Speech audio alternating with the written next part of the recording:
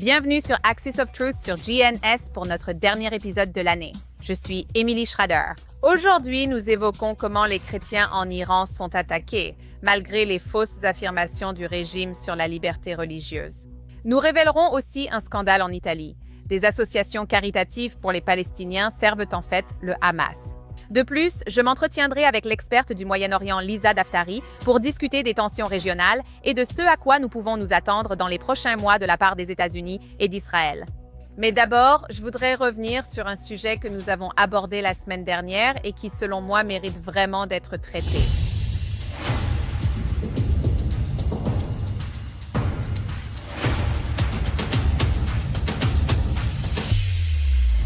La semaine dernière, j'ai analysé l'idéologie perdante de la haine moderne des Juifs qui est propagée par Tucker Carlson et Candace Owens. Mais dans sa dernière diatribe, Candace a répandu une autre calomnie. Cela fait des années que ce mensonge est utilisé pour semer la discorde entre deux groupes minoritaires historiquement opprimés en Amérique qui, franchement, ont toujours été du même côté, les Noirs et les Juifs. Regardez. Réveillez-vous et apprenez la véritable histoire de l'esclavage. Parce que ce n'était pas exactement un sport d'hommes blancs. D'accord, ce sont les Juifs qui faisaient le commerce de nos ancêtres. Les Juifs contrôlaient la traite des esclaves. Ils en ont caché une grande partie, mais c'est là et vous pouvez le trouver. Les Juifs sont responsables de la traite des esclaves. Cette affirmation n'est pas seulement fausse, c'est aussi une calomnie antisémite maintes fois réfutée. Pourtant, l'antisémitisme reste une pathologie en mutation, n'ayant pas besoin de faits, mais seulement d'idiots utiles et amers comme Candace pour survivre. Commençons par l'origine de ce mythe. L'idée que les Juifs dirigeaient ou profitaient de la traite transatlantique des esclaves ne vient pas d'historiens sérieux. Elle vient de mouvements ouvertement antisémites tels que les Black Hebrew Israélites et la Nation of Islam. Les deux sont violemment antisémites et propagent ce mensonge pour détourner la responsabilité et justifier la haine des Juifs. Les historiens ont prouvé que les Juifs étaient une infime minorité parmi les propriétaires d'esclaves en Amérique. Dans l'Amérique coloniale, les Juifs représentaient moins de 1% de la population et possédaient bien moins de 1% des esclaves. En Caroline du Sud et en Virginie, l'économie esclavagiste était contrôlée par les propriétaires terriens et élites chrétiennes d'origine européenne. Il n'existe absolument aucune preuve d'un contrôle juif sur le transport maritime, la finance ou les systèmes de plantation. Aucune. Même la base de données la plus complète sur la traite transatlantique des esclaves, la base de données sur la traite transatlantique des esclaves, le confirme elle-même. Les principales puissances impliquées dans la traite des esclaves étaient le Portugal, l'Espagne, la Grande-Bretagne, la France et les Pays-Bas. Les opérateurs étaient des compagnies commerciales soutenues par l'État et des élites marchandes chrétiennes. En fait, les Juifs étaient pour la plupart exclus de ces corporations et compagnies en raison de restrictions et de lois antisémites. Voici la partie que des personnes comme Candace préfèrent éviter. La traite transatlantique des esclaves n'a pas commencé avec les Européens blancs. Elle s'est construite et développée à partir d'une traite des esclaves déjà existante. Menée pendant des siècles par les empires arabes et islamiques, bien avant que les Européens n'atteignent l'Afrique de l'Ouest, la traite arabe et islamique des esclaves a duré plus de 1300 ans. Elle a réduit en esclavage entre 10 et 17 millions d'Africains et, contrairement à la traite transatlantique des esclaves, elle comprenait la castration massive des esclaves masculins, ce qui explique pourquoi il n'existe pas aujourd'hui beaucoup de populations descendantes. Ces informations, documentées par des historiens comme Bernard Lewis et Paul Lovejoy, ne sont pas contestées. Et parlons de l'abolition qui a réellement mis fin à l'esclavage. Seules les civilisations occidentales ont mené le mouvement abolitionniste. La Grande-Bretagne a aboli la traite des esclaves en 1807 et l'a imposée avec sa marine. Les États-Unis ont mené une guerre civile causant plus de 600 000 morts pour abolir l'esclavage.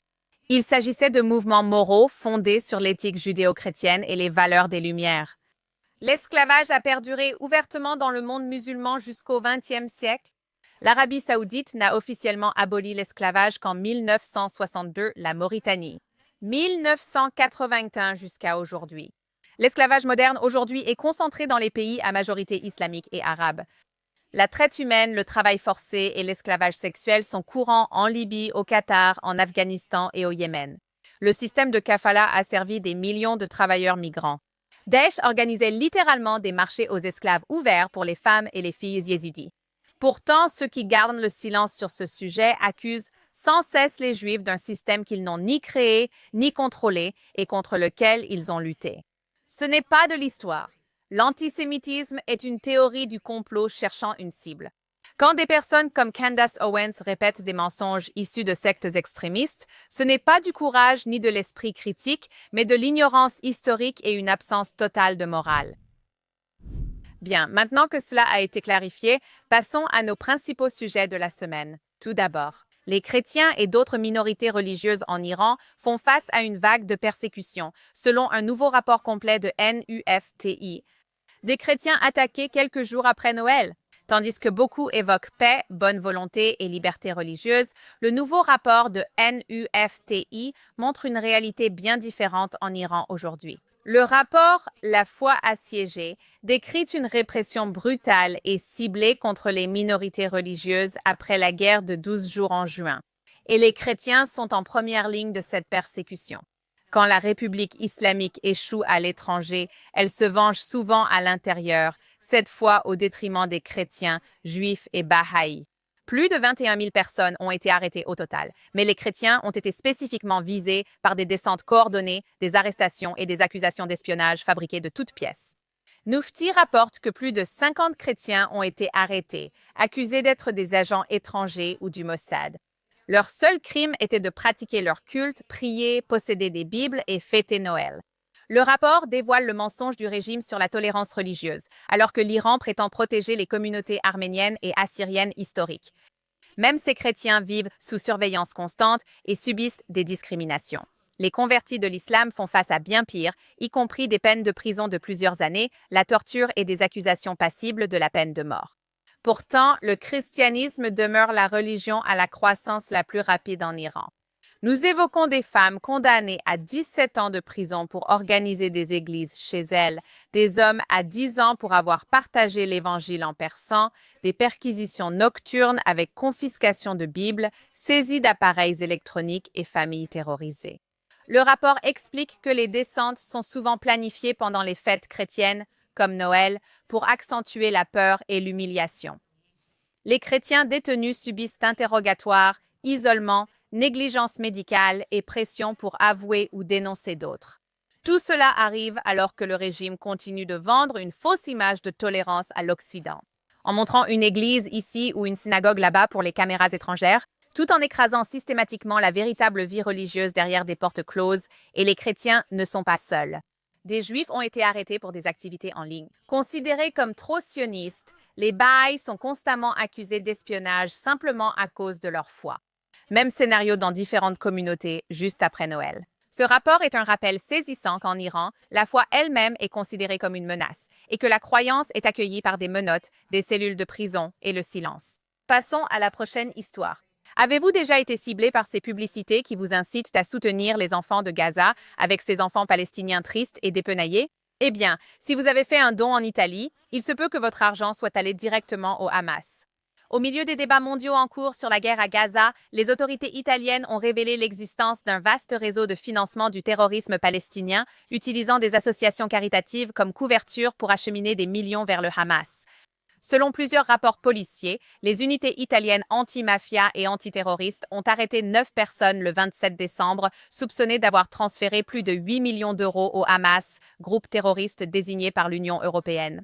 Les suspects ont utilisé au moins 3 associations caritatives italiennes qui affirmaient collecter des fonds humanitaires, mais auraient en fait envoyé la majorité à Hamas. Mohamed Hanoun, président de l'Association palestinienne en Italie, fait partie des personnes arrêtées et a été identifié par les procureurs comme chef de la cellule italienne. Cela a facilité ses transferts financiers vers des groupes liés au Hamas. Ce qui rend cette affaire d'autant plus frappante, c'est le contexte de la présence publique de Hanoun chez les militants européens. Il y a seulement quelques semaines, il a été photographié lors d'événements avec Greta Thunberg, dont les propres actions ont récemment inclus une arrestation à Londres lors de manifestations en faveur d'un groupe palestinien désigné comme terroriste par le Royaume-Uni. Les enquêteurs italiens indiquent que le financement illégal a été transféré via des transactions internationales complexes ces 2 dernières années, découvertes après des opérations suspectes.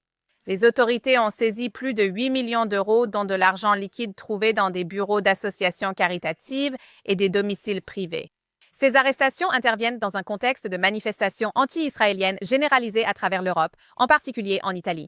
Des islamistes pro-Hamas ont fermé des événements, des lieux publics et des stations de métro, commettant des violences récemment en lien avec la question palestinienne. Lors d'une campagne coordonnée pour semer le chaos en Italie, la première ministre Giorgia Meloni et d'autres responsables ont salué l'opération. Mettre fin au financement du terrorisme est une étape importante pour découvrir comment le financement terroriste est souvent dissimulé sous forme d'aide humanitaire. Vous vous souvenez quand on nous a reproché d'avoir dit que les manifestations et l'indignation étaient une façade, sans lien avec les Palestiniens? Qui pourrait réellement être dans le besoin? Eh bien, voici votre preuve. Et cette histoire ne se limite pas à l'Europe. Le Canada examine de plus près le financement des associations caritatives et organisations à but non lucratif, celles qui pourraient potentiellement canaliser des ressources vers des organisations extrémistes ou servir de groupes de façade pour des groupes terroristes. Des groupes terroristes comme Hamas utilisent depuis longtemps des associations caritatives occidentales pour lever des fonds sous prétexte d'aide humanitaire. C'est une tactique bien connue de la République islamique d'Iran et des frères musulmans. À ce jour, les gouvernements de pays comme les États-Unis, le Canada et les États membres de l'Union européenne ont ouvert des enquêtes sur ces réseaux afin de contrer ces menaces. Aujourd'hui, alors que 2025 touche à sa fin, la République islamique d'Iran ne réduit pas sa pression militaire ni ne se défait de son rôle de force déstabilisatrice dans la région. En fait, elle l'accélère. La République islamique a récemment organisé des exercices nationaux de missiles balistiques et de croisières, tirant des dizaines de projectiles dans le golfe d'Oman et le détroit d'Ormuz, lors d'exercices destinés à simuler des attaques en surface, sous l'eau et dans les airs. Mettant en garde contre toute erreur de calcul et affirmant son hostilité envers Israël et l'Occident, les responsables israéliens et occidentaux observent ces exercices avec une profonde inquiétude, non seulement comme entraînement, mais aussi comme préparation à de futures agressions, en reconstruisant des capacités pouvant menacer Israël. Les dirigeants israéliens débattent de stratégies défensives, tandis que l'Iran construit déjà des sites de production et de réparation de missiles balistiques. Parallèlement, la République islamique vise à renforcer un accès sécuritaire tripartite avec la Russie et la Chine. Des dictatures puissantes partageant des objectifs anti-occidentaux et la volonté de contourner normes et sanctions internationales. Ce partenariat comprend maintenant des exercices navals conjoints près des côtes iraniennes et dans l'océan Indien, ainsi que le déploiement de navires de guerre avec les Brésil, Russie, Inde, Chine, Afrique du Sud, des exercices maritimes en Afrique du Sud destinés à projeter leur puissance et à défier la présence navale des États-Unis et de l'Occident. Mais les exercices Marine Security Belt avec la Chine et la Russie ne sont pas seulement symboliques, ils représentent un changement géopolitique. Là où la République islamique s'allie à un réseau d'États autocratiques pour affaiblir les alliances occidentales et réduire son propre isolement, la Chine et la Russie lui offrent une couverture politique dans les instances internationales ainsi qu'un soutien stratégique, tout en poursuivant leurs propres intérêts. Pour Israël, c'est une double menace. Le programme de missiles de la République islamique pourrait transporter de futures armes. Son alliance avec des puissances mondiales comme la Chine et la Russie lui apporte un soutien diplomatique et militaire sur la scène internationale. Les dirigeants israéliens ont déjà clairement indiqué qu'ils surveillent de près ses exercices et ses capacités et qu'ils se préparent sur le plan défensif. En coordination avec les États-Unis, ce qui est l'une des raisons pour lesquelles le Premier ministre se rend aux États-Unis cette semaine. Une autre préoccupation est que les exercices navals élargis des Brésil, Russie, Inde, Chine, Afrique du Sud en Afrique du Sud pourraient amener des navires de guerre de la République islamique dans l'Atlantique pour la première fois. Cela étendrait la portée stratégique de cet axe bien au-delà du Golfe Persique, directement sur les routes commerciales mondiales et les intérêts de sécurité occidentaux. Ce n'est pas une démonstration militaire aléatoire, c'est un schéma de militarisation et d'alignement stratégique avec la Russie et la Chine qui fait avancer des objectifs anti-occidentaux et menace la stabilité régionale et mondiale. Il ne s'agit pas seulement d'Israël, et alors que la République islamique poursuit ses exercices, ses partenariats stratégiques et ses capacités de missiles seront au cœur des calculs défensifs d'Israël et devraient vraiment être au centre de tous les calculs défensifs de l'Occident également. Eh bien, je reçois maintenant Lisa Daftari, une experte des affaires du Moyen-Orient et journaliste de renommée internationale qui a passé des années à dénoncer l'idéologie islamiste du régime iranien, leurs opérations et l'influence croissante des frères musulmans dans les démocraties occidentales, du Moyen-Orient à l'Europe en passant par les États-Unis. Lisa a été une voix majeure. Elle alerte sur les dangers de la subversion idéologique, l'évasion des sanctions et le rôle d'acteurs étatiques comme le Qatar dans le financement et la banalisation de l'extrémisme, tout en se présentant comme alliés occidentaux. Lisa, merci beaucoup de m'avoir rejointe aujourd'hui. Pendant des années, les administrations américaines ont évité tout engagement sérieux concernant un changement de régime en République islamique d'Iran. Même si le régime continue d'opprimer sa propre population, de financer le terrorisme à l'échelle mondiale, de déstabiliser toute la région et a même tenté d'assassiner le président Trump. Alors pourquoi Washington a-t-il été si réticent à poursuivre un changement de régime à Téhéran? Et pensez-vous que cette réticence a eu un coût pour le peuple iranien et la stabilité du Moyen-Orient? Oui, c'est une excellente question parce que tout le monde se demande, je veux dire, il n'y a aucune bonne raison pour que ce régime reste au pouvoir. Si vous observez la brutalité envers les droits humains, ou même sans vous en soucier, considérez les armes nucléaires et la déstabilisation régionale. Ils sont impliqués dans toutes sortes de crimes, exportateurs de terrorisme, finançant des groupes terroristes. À l'échelle mondiale, ils sont aux portes des États-Unis, en Amérique du Sud et en Amérique centrale avec leur présence là-bas. Donc, bien sûr, vous savez, encore une fois, on revient à votre question. Pourquoi rien n'a été fait alors? Les administrations républicaines et démocrates ont réagi de façon instinctive au concept de changement de régime.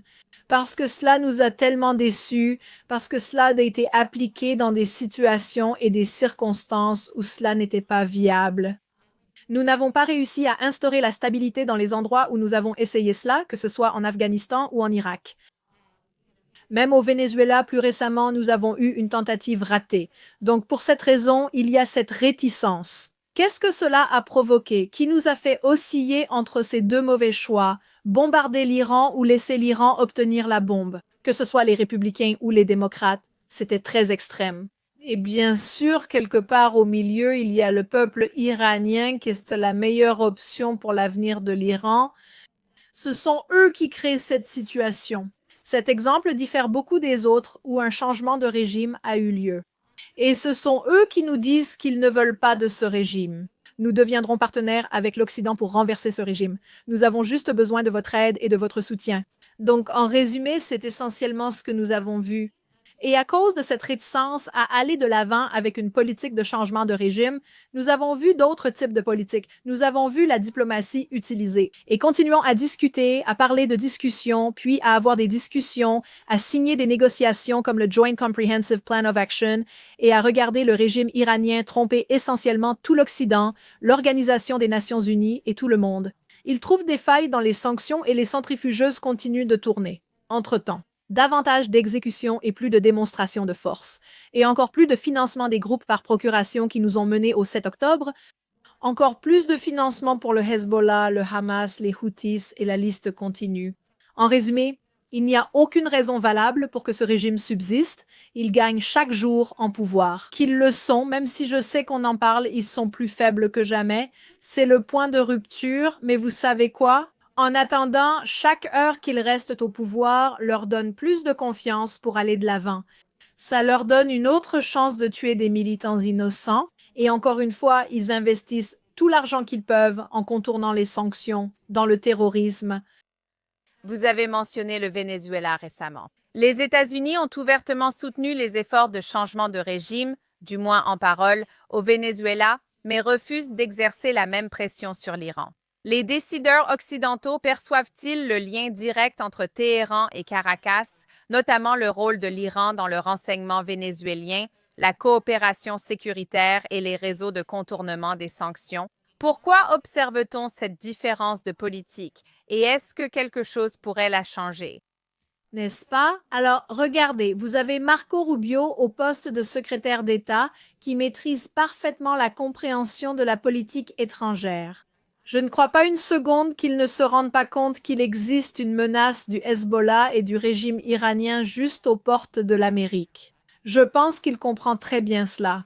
Mais vous savez, même s'ils se sont abstenus de dire qu'ils abordaient réellement la situation au Venezuela pour provoquer un changement de régime, ils l'ont dit. Cela ne nous dérange pas si cela arrive à être le résultat de ce que nous faisons. En ce qui concerne l'arrêt de la guerre contre la drogue et ses cartels, nous allons traiter les cartels comme des terroristes. Et bien sûr, nous le savons toutes les deux, qui est très, très étroitement lié au trafic de drogue en Amérique du Sud. Ce sont les terroristes, les commandants des gardiens de la révolution, le Hezbollah, tu vois. Pendant des années et des années, le régime iranien a consacré beaucoup d'attention et de ressources à s'intégrer dans le tissu de l'Amérique du Sud et de l'Amérique centrale. Que signifie cela? Faut-il créer des centres culturels, apprendre la langue? Il y a même des personnes qui se présentent à des postes politiques locaux et plus importants pour vraiment s'intégrer. Et c'est pourquoi, comme vous l'avez mentionné, il y a des vols directs entre Caracas et l'Iran. Pourquoi? Je veux dire, il y a une raison à cela, n'est-ce pas? Des révélations ont concerné de fausses pièces d'identité et passeports. Et faire venir des membres du régime iranien qui se cachaient pendant la guerre de 12 jours, par exemple, pour les amener à Caracas afin de les y cacher. Il y a tellement de ces révélations, mais pour résumer, c'est un domaine sur lequel beaucoup d'attention est portée. Et pourquoi l'administration des États-Unis a-t-elle été plus désireuse de provoquer un changement de régime au Venezuela qu'en Iran? Eh bien, je pense qu'ils voient cela comme un effet domino et que s'ils parviennent, vous savez, à affaiblir ou au moins commencer à montrer des signes de dissuasion. Dans notre propre hémisphère, cela aura aussi des répercussions au Moyen-Orient et je ne pense pas que ce soit un mauvais pari dans ce cas. Maintenant, juste pour faire suite, pensez-vous que c'est un problème d'information du côté américain et dans le grand public? Si nous savons que l'Iran agit dans l'hémisphère occidental via le Venezuela et d'autres, pourquoi cela continue-t-il ainsi? Pourquoi est-ce toujours vu comme un problème régional du Moyen-Orient, plutôt que comme quelque chose qui est une menace directe ou qui peut être une menace directe pour les États-Unis? Oui, oh là là, combien de temps avons-nous? Je veux dire, c'est quelque chose que nous savons depuis de très nombreuses années, qu'il y a une mauvaise éducation ici aux États-Unis en ce qui concerne la politique étrangère. Et je dis cela de façon neutre. Maintenant, si l'on se rapproche des 2 dernières décennies, il y a eu des campagnes de propagande informationnelle pour contrôler ce récit et pour contrôler cela. Donc, vous avez déjà, construisons cela, vous savez, le récit, vous avez déjà une base médiocre, vous avez une fondation fragile. Là-bas, les enfants n'apprennent ni la géographie ni l'actualité. Eh bien, les informations sont perçues comme très subjectives, biaisées. Vous savez, c'est plutôt du sport, vraiment. Selon la chaîne que vous regardez, vous entendez toujours les mêmes histoires et les mêmes discours qui sont répétés. Et encore une fois, je reviens à la dernière couche, qui est bien sûr que nos adversaires, profitant de cette vulnérabilité, ont contrôlé ce récit. Donc, que ce soit dans les écoles primaires et secondaires, les éléments de langage, nous avons cela ici à Los Angeles par exemple, où les enseignants du primaire et du secondaire utilisent ces éléments de langage. Sur la guerre du 7 octobre par exemple, ils étaient manipulés. Ils n'enseignaient pas sur Israël, ils l'ont même retiré de la carte dans de nombreux cas, et bien sûr, ils l'enseignaient sous un angle très pro-djihadiste. C'est fou d'y penser. L'état où nous étions aux États-Unis après le 11 septembre, puis de voir où nous en sommes après le 7 octobre, c'est un virage à 180 degrés, de la maternelle à la terminale, puis une université très différente. J'ai justement écrit un article d'opinion la semaine dernière sur le fait que nous devons examiner et fermer les départements d'études du Moyen-Orient dans ces universités, jusqu'à ce que nous puissions vraiment affirmer avec certitude qu'il n'y a pas d'extrémistes à la tête de ces départements, et bien sûr, quand vous avez des extrémistes qui dirigent ces départements. Quels sont les arguments? Quel est le programme que retiennent ces jeunes? Ce sont eux qui se spécialisent dans les études du Moyen-Orient, à part moi sans doute. Ils continuent, vous savez, à défendre ces arguments une fois en position de pouvoir, qu'ils rejoignent le département d'État, la CIA, le FBI, la justice pénale, l'enseignement ou quoi que ce soit d'autre. Il y a donc un gros problème de propagande financé par l'étranger, que ce soit les Russes, les Chinois, le régime iranien, les Qataris, contrôler les informations, contrôler les réseaux sociaux, payer des influenceurs, s'infiltrer dans le système universitaire, s'infiltrer dans les groupes de réflexion, aussi bien dans les établissements et institutions formelles qu'informelles. Ici, aux États-Unis, nous sommes complètement compromis et ce n'est pas une déclaration alarmiste. Vous pouvez approfondir vous-même et comprendre, je veux dire, d'où les médias tirent-ils leurs informations, n'est-ce pas? Pourquoi ne parle-t-on pas de l'influence du régime iranien ici? Pourquoi les gens ne devraient-ils pas le savoir? Pourquoi les gens ne devraient-ils pas être au courant de la dissimulation que nous avons eue sous l'administration Obama concernant l'arrêt du Hezbollah? de ses activités, alors qu'à ce moment-là, il développait sa présence en Amérique du Sud. Donc, encore une fois, toutes les preuves sont là. Nous devons simplement revenir en arrière.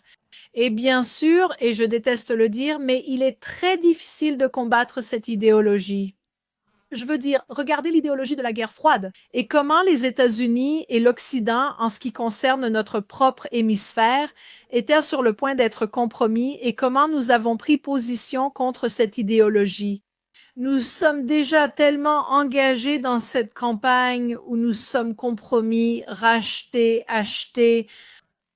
Les gens ne peuvent plus faire la différence entre la propagande et la vérité, et c'est un problème vraiment, vraiment grave. Et c'est cet obstacle qui empêche vraiment les gens de comprendre ces menaces. Je souhaite changer de sujet, mais je reviendrai sur la subversion car il reste beaucoup à dire. Mais je voudrais d'abord vous parler du prince héritier Reza Pahlavi, parce que nous avons vu cela. Concernant l'Iran, de nombreux dirigeants occidentaux affirment soutenir le peuple et même, en théorie, un changement de régime. Mais nous n'avons pas vu beaucoup de dirigeants mondiaux apporter leur soutien au prince héritier Reza Pahlavi, qui représente une alternative démocratique au régime actuel. Et bien sûr, même si tous les Iraniens ne le soutiennent pas, il reste le leader de l'opposition le plus connu et le plus respecté par le plus grand nombre d'Iraniens.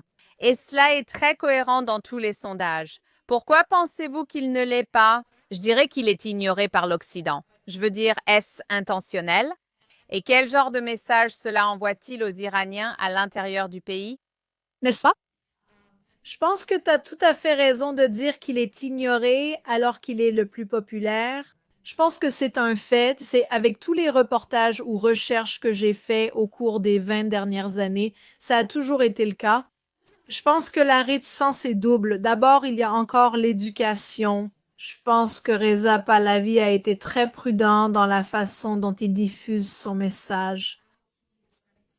Parce qu'il ne veut pas que cela soit entaché, il veut que cela reste, vous savez, pur, que son objectif est uniquement que l'avenir de l'Iran soit laïque, démocratique, une république où le peuple a le droit de vote et où il a son mot à dire. Et il a été très clair à ce sujet. Donc, quand les gens le citent mal ou déforment ce qu'il représente, sur le fait qu'il veuille diriger, qu'il revienne ou que sa fille prenne sa place, je veux dire, il y a tellement de choses sur lesquelles il a été très clair.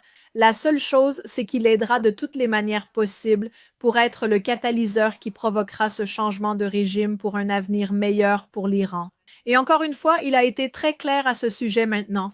Pourquoi ce message n'a-t-il pas trouvé d'écho ou n'a-t-il pas reçu le soutien qu'il mérite ou que cette personne ou cette plateforme mérite? Je crois que c'est de la réticence, comme pour le changement de régime ou un retour en arrière. Dans l'histoire, quand les gens pensent à la révolution qui a eu lieu en 1979, je pense qu'il y a encore cela. L'éducation sur ce sujet pourrait être renforcée. Et il y a beaucoup de termes impropres, il y a beaucoup de faits falsifiés à ce sujet. Je veux dire, quand on regarde quand la révolution a eu lieu, les gens considèrent les combattants de la liberté comme ceux qui ont renversé le Shah. Mais en réalité, maintenant, le récit est inversé. À l'époque aussi, c'était le cas. Je n'ai même pas envie d'entrer dans ce sujet parce que ça pourrait durer 2 heures. Mais la vérité, c'est que, tu sais, quand on parle de terres occupées, c'était une occupation. Il y a eu une révolution artificielle qui a eu lieu en 1979. Avance rapide, 46 ou 47 ans plus tard, et voilà la véritable opposition. Les personnes qui sont les enfants et les petits-enfants de ceux qui ont été témoins de la révolution de 1979 qui sont pro-Reza Pahlavi et pro-liberté. Il est déjà difficile pour les gens de comprendre cela, sans même évoquer le fait de devoir inverser ce récit et dire non. Ce sont elles, les vrais combattants de la liberté. Et puis, vous savez, ajoutez à cela cette couche de code pink et les étudiants aux cheveux bleus qui pensent que les véritables combattants de la liberté sont l'ayatollah et les mollahs, alors qu'ils tuent les véritables combattants de la liberté. Je veux dire, on ne peut pas inventer des choses pareilles. Mais pour revenir à votre question, je pense qu'il est important de sensibiliser à ce genre de choses. Je pense que vous faites un excellent travail à ce sujet. J'essaie aussi de faire de mon mieux et je le sais. Le prince Reza Pahlavi et son équipe essaient aussi de faire cela, de garder ce message aussi pur que possible. Bien sûr, encore une fois, pour revenir à la propagande, pour revenir à la façon dont cela est saboté, cela vient des mollahs, qui sont les numéros 1 en matière de cyberattaques, de bots et de tout le travail qu'ils font sur les réseaux sociaux. J'ai été piratée tellement de fois que je suis devenue une experte en cybersécurité rien que pour ma propre protection.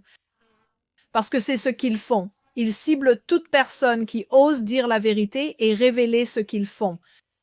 Et cela consiste à changer le récit ou à orienter le récit contre Reza Pahlavi pour créer des divisions au sein de l'opposition.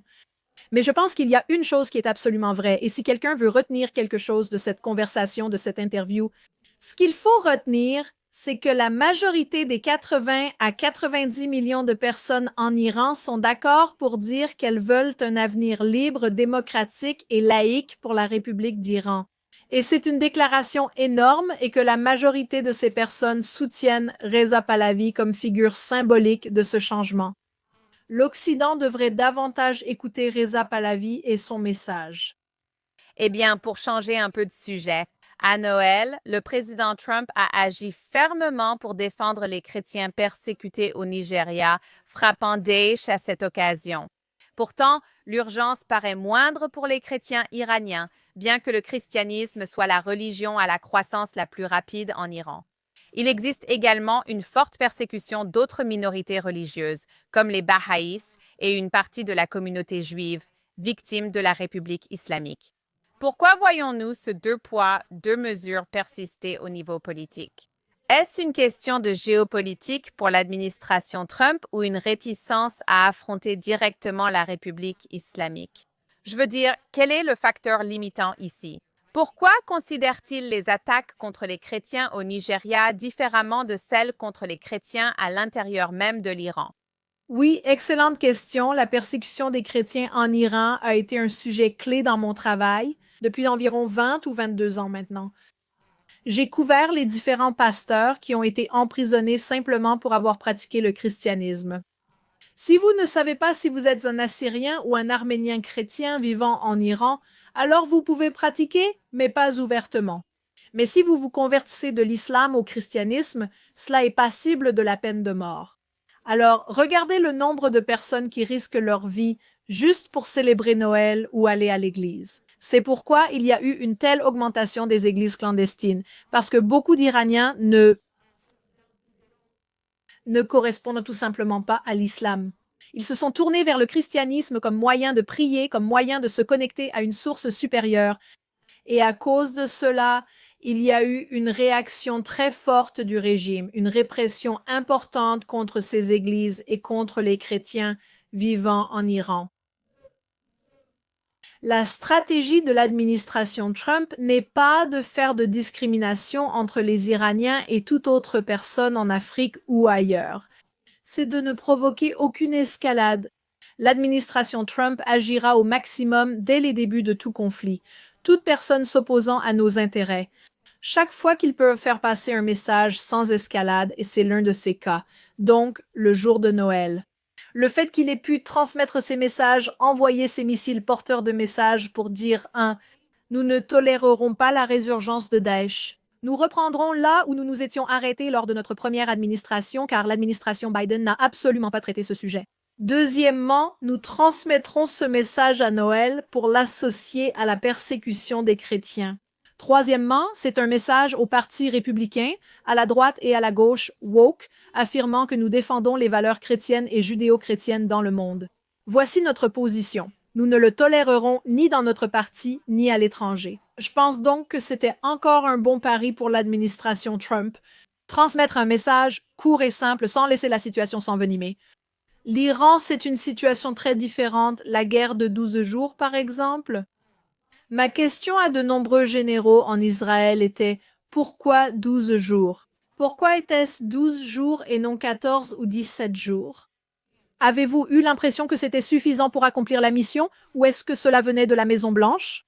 Et la réponse que j'ai reçue de façon écrasante et unanime, c'est que nous avons atteint nos objectifs.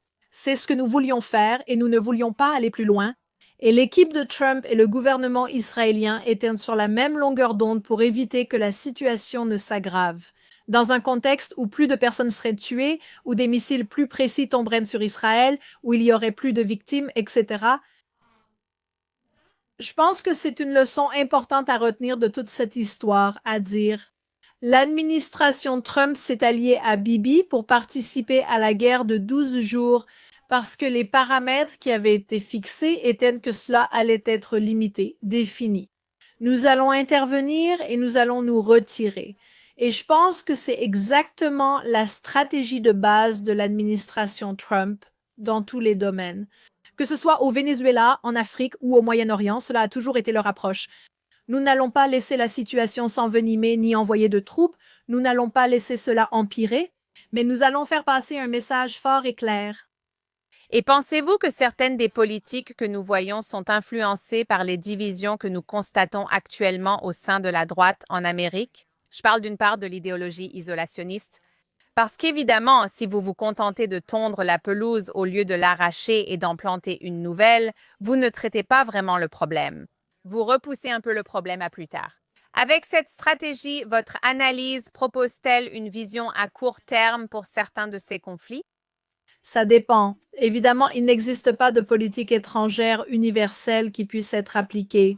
Et je pense que de manière générale, je suis En train de trop généraliser la façon dont l'administration Trump gère bon nombre de ces situations. Mais je pense que c'est une évaluation juste à dire. Ils ne veulent pas d'escalade, ils veulent que cela serve à faire passer des messages et ils veulent établir une dissuasion. La seule chose que nous devons reconnaître, c'est que cette administration n'est en fonction que depuis moins d'1 an. Ils avaient une tâche immense, rétablir la puissance américaine sur la scène mondiale, rétablir la dissuasion. Cela n'existait plus, perdu depuis 4 ans. Nous nous sommes réintroduits auprès du régime iranien, auprès du Hamas et du Hezbollah, ainsi qu'auprès de Daesh et des Houthis. Et vous savez, nous jouons à la taupe en essayant de faire face à toutes ces différentes menaces et en réaffirmant encore une fois qu'il y a un nouveau shérif en ville. Comme on dit, que se passe-t-il à l'extrême droite éveillée? Il ne se dirait pas d'extrême droite, mais moi, oui. Mais disons que la droite éveillée est isolationniste. La théorie isolationniste n'est qu'une excuse, elle n'est pas réelle. Pourquoi? Parce que quand on regarde les isolationnistes, ils ne sont pas cohérents partout, seulement dans les cas qu'ils veulent choisir. Donc, oui, n'aidons pas Israël, parce que pourquoi devrions-nous financer cette guerre? Bla bla bla bla bla. Mais ensuite, ils sont d'accord, vous savez, dans un autre cas où, vous savez, les États-Unis doivent avoir une place à la table. Il est naïf de croire que les États-Unis devraient s'isoler et ne pas devenir le gendarme du monde. Comme ils aiment le dire, parce que nous serons dévorés vivants. Et nous l'avons vu pendant 4 ans. Combien cela a été un recul pour ce pays, non seulement à l'étranger, mais aussi ici, sur le sol américain. Je pense qu'il est essentiel d'expliquer au public américain que c'est pourquoi nous finançons Israël, ce n'est pas de la charité. Nous ne le faisons pas parce que Bibi menace Trump ou à cause de la pression. Nous le faisons pour notre propre stabilité, nous le faisons parce qu'il y a une réciprocité, nous le faisons parce que, j'ose le dire, les États-Unis bénéficient autant de notre partenariat avec Israël qu'Israël bénéficie des États-Unis. Et c'est un fait. Et je pense encore une fois que cela n'est pas bien expliqué au public américain. Alors nous pensons, oh mon Dieu, pourquoi écrivons-nous ces chèques de charité à Israël alors que tous ces enfants meurent à Gaza? Ce n'est pas ainsi que l'histoire se passe. Et chaque dirigeant américain, même le président Obama, comprenait que nous avons besoin d'une relation avec Israël. Peu importe qui est aux commandes et tout ce fiasco entre Bibi et Obama, cela n'a pas d'importance. Peu importe qui est aux commandes, cela n'a pas d'importance. Bibi ne sera pas toujours là et Obama n'a pas toujours été là non plus. Mais cette relation entre les deux nations, qu'il y ait un républicain ou un démocrate à la Maison-Blanche, est très importante. Qu'il y ait un gauchiste ou Bibi en Israël, encore une fois, peu importe cela, cette relation doit rester. Toute la stabilité du Moyen-Orient est en jeu, avec des répercussions en Europe et aux États-Unis, comme on le constate. Cela va déstabiliser le monde entier si nous sommes naïfs face à cette relation. Maintenant, pour finir, j'aimerais vous demander à quel point vous êtes inquiète concernant la subversion idéologique à long terme, en particulier par les frères musulmans en Occident. Comme vous l'avez dit, voyez-vous des signes d'aveuglement volontaire ou de collusion avec certaines parties du gouvernement américain? Et je vais être franche. Surtout compte tenu du rôle du Qatar dans le financement des mouvements islamistes, tout en se positionnant comme un allié clé de l'Occident auprès de cette administration en particulier. Comment peuvent-ils être un allié, comme le dit le président Trump, tout en dépensant des milliards pour subvertir la jeunesse américaine et détruire les États-Unis? Absolument. Et je pense il faut mettre en place des paramètres. Écoutez, revenons aux accords d'Abraham. Cet état d'esprit est une chose merveilleuse pour les États-Unis, pour la région, pour Israël. C'est une façon d'apporter de la stabilité à la région tout en contournant la question israélo-palestinienne, tout en rassemblant la version modernisée et raisonnable du Moyen-Orient que la plupart des gens normaux du Moyen-Orient souhaitent. C'est la prospérité, ce sont les applications, la technologie, le tourisme, c'est tout cela. Donald Trump a eu une idée brillante avec Jared Kushner durant son premier mandat et l'a concrétisée aujourd'hui. Est-ce que les gens en profitent? Absolument. Est-ce que les Qataris ont de l'argent? Absolument. Qui a besoin d'argent? Tout le monde. Les groupes de réflexion ont besoin d'argent, les bibliothèques ont besoin d'argent, les politiciens ont besoin d'argent, les influenceurs ont besoin de beaucoup d'argent. Et regardez, les Qataris sont prêts à signer ces chèques. Alors, comme vous l'avez dit, allons-nous permettre que cet argent soit mêlé à une idéologie qu'ils ont déjà répandue, comme une maladie dans nos institutions, encore une fois, en politique, dans nos universités, dans nos groupes de réflexion, dans nos bibliothèques, etc. Je pense que suffisamment de personnes dans cette administration comprennent et travaillent sur cette menace. Je sais que le ministère de l'Éducation, je connais des personnes au sein du département d'État qui sont vraiment concentrées sur l'arrêt de cette menace. Je pense qu'il faudra une certaine législation en matière de transparence, en matière de rapport. Je sais que ces écoles contournent le problème en déplaçant ou ouvrant un campus à Doha pour qu'elles puissent toucher l'argent qui arrive. Mais elles ont aussi une excuse en quelque sorte pour dire « Eh bien, notre école est à Doha ». Mais la plupart des gens ne savent pas si une école Cornell ou Northwestern ou n'importe quelle école qui a des antennes dans d'autres parties du monde. En gros, s'il y a une sorte d'invention, s'il y a un modèle, ce sont eux qui déposent les brevets. Ce qui sort de ces écoles ou de ces antennes, cela appartient au Qatar et non aux États-Unis, et non à ces écoles. Donc, c'est intéressant de voir ce que nous abandonnons, ce que nous cédons, le prix de ces relations. Encore une fois, pour le Qatar, c'est du soft power. C'est facile, c'est comme une balle molle lancée en douce et il la frappe hors du stade. Et je pense encore une fois que cela devient un fardeau pour nous de dire « Est-ce qu'on t'a proposé de l'argent du Qatar? On m'en a proposé et j'ai dû dire non, et c'était beaucoup d'argent. » Et je dis ça parce que c'est difficile de dire non à de l'argent facile quand on travaille dans un domaine qui ne rapporte pas beaucoup. Ils sont prêts à te payer pour influencer ta pensée, ton expression et l'utilisation de ta plateforme pour leurs arguments. Donc, c'est intéressant de voir comment cela se déroule ici aux États-Unis. Je crois qu'à gauche comme à droite, on a un problème quand on est manipulé. Je ne pense pas que ce soit le cas.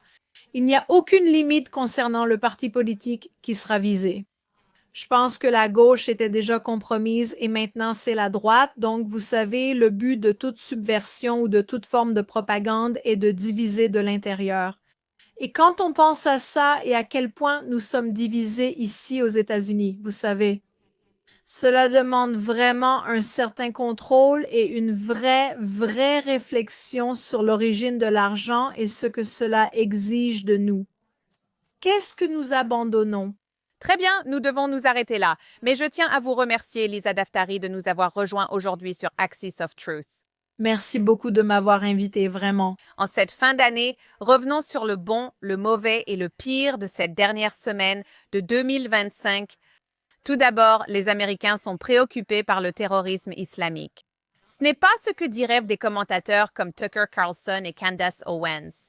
Maintenant, la gauche et la droite peuvent débattre de beaucoup de choses, mais la réalité finit toujours par percer à travers la propagande. Un sondage à la conférence Turning Point États-Unis d'Amérique montre qu'une nette majorité des participants s'inquiètent fortement de l'islam radical comme menace pour les États-Unis.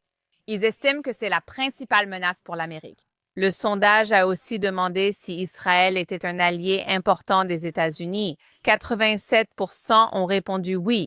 C'est essentiel, car cela contredit directement les propos absurdes de Tucker Carlson cette semaine, affirmant ne pas pouvoir nommer une seule victime du terrorisme islamique en Amérique ces 24 dernières années.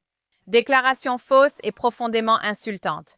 Orlando, San Bernardino, Marathon de Boston, Fort Hood. Ce ne sont que quelques exemples. Ce ne sont pas des événements abstraits. Ce sont des attaques de masse, des attaques islamistes qui ont brisé des familles et bouleversé le pays.